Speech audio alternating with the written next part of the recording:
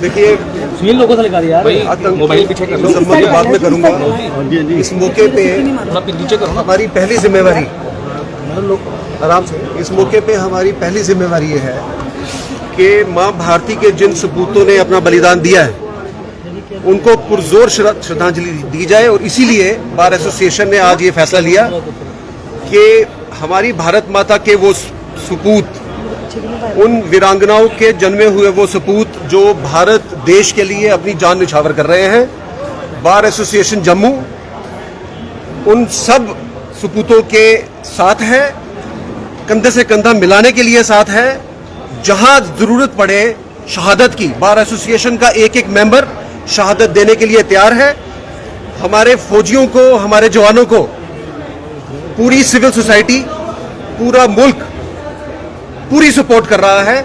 और यही वजह है कि पाकिस्तान जैसे मुल्क जो दहशतगर्दी के स्पॉन्सर्स हैं, स्टेट स्पॉन्सर्स हैं, उनको जब ये पता है कि भारत के साथ आमने सामने की लड़ाई में उनका कोई वजूद नहीं, 2 मिनट नहीं टिक सकते हो हमारी फौज के आगे, तो उन्होंने ये प्रॉक्सी वार का जो सिस्टम स्टार्ट किया, जो इतने डिकेड से चल रहा है, वो ये समझ रहे हैं कि भारत के जवान किसी भी मौके पे उनको कमजोर नजर आएंगे। ये उनकी गलती है। भारत के जवान मुस्तैद हैं, हमारी फौज हमेशा तैयार है। पाकिस्तान प्रॉक्सी वार लड़ना चाहे, पाकिस्तान आमने सामने की लड़ाई करना चाहे, भारत जो है वो इस जद्दोजहद में, इस लड़ाई में पूरा इकट्ठा है। इसलिए बार एसोसिएशन ने आज ये जरूरी समझा कि हमारे जवानों को जिन्होंने शहादत दी उनको श्रद्धांजलि भी दी जाए, और साथ साथ पाकिस्तान की इस कायराना जो उनकी करतूत है उसको भी पुरजोर मजम्मत की जाए। इसलिए बार एसोसिएशन का विक्रम जी, जम्मू को दहलाने का पहले घाटी में थे, आप जम्मू को भी दहलाने का प्रयास किया, फिर से एक बार आतंकी पूर्ण जीवित हो रहे। भारत सरकार को किस तरह से कदम उठाने होंगे इनको मुंह जवाब देने के लिए? देखिए, मैं आपका ये वहम दूर कर दूं कि पाकिस्तान की कोई भी साजिश जम्मू कश्मीर या भारत को दहला सकती। पाकिस्तान की प्रॉक्सी वार हम लड़ते आए हैं, आगे भी लड़ेंगे।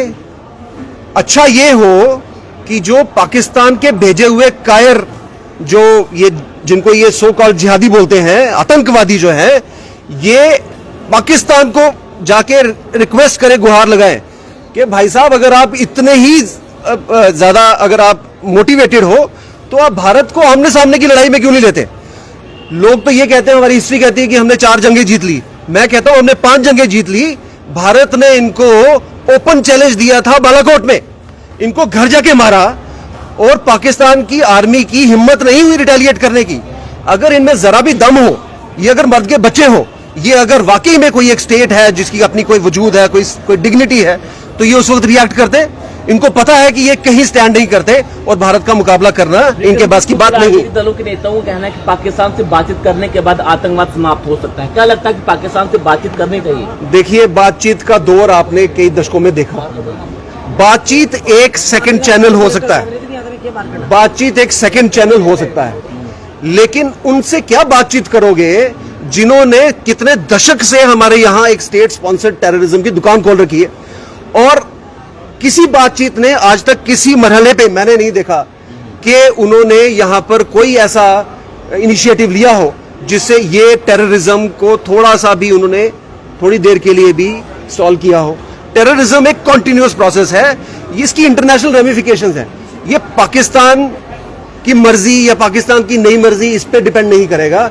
ये डिपेंड करेगा कि भारत जो असल में भारत है वो सिर्फ पीओके को नहीं, वो आज पाकिस्तान के बॉर्डर को भी अपने साथ मिलाए एक्सट्रीम तक, और हिंदुस्तान का बॉर्डर अफगानिस्तान तक ले जाए। मैं तो यहां तक कहूंगा पाकिस्तान का नक्शा मिट जाना चाहिए इस ग्लोब से, तभी ये जो है ये टेररिज्म की जो मैंने सही खत्म होगी।